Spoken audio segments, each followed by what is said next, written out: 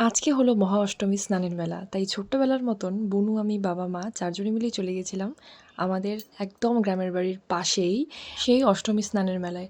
আমি আর বুনু বাড়ি থেকেই স্নান করে এসেছিলাম। আর মা আর বাবা এখন স্নান করবে। আর স্নানের পরে এখানে প্রত্যেক বছরই বাবা মা তর্পণ করে, ওই পুজো করে।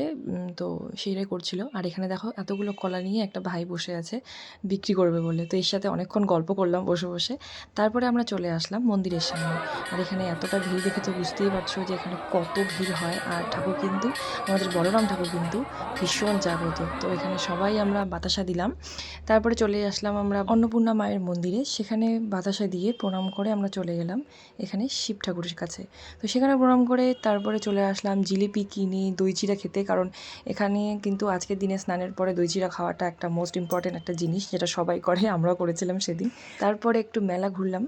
আর এই মেলাতে কিন্তু ছোটোবেলা থেকে আমি প্রায় বলতে গেলে প্রতিবারই আসতাম বাবার সাথে। আর এখন সেরকম একটা আসা হয় না। আর মেলার এপাশ আর ওপাশ, মানে নদীর ওপাশেও কিন্তু মেলা হয়। সেখানে মেলা ঘুরে আমরা চলে আসলাম গ্রামের বাড়িতে এই চুকুর সাথে দেখা করতে। অনেক দিন হয়ে গেল চুকুর সাথে দেখা হয় না। তো ওই বাড়িতে আমরা অনেকটা সময় কাটিয়ে তারপরে সন্ধ্যাবেলা আমরা বাড়িতে চলে আসি।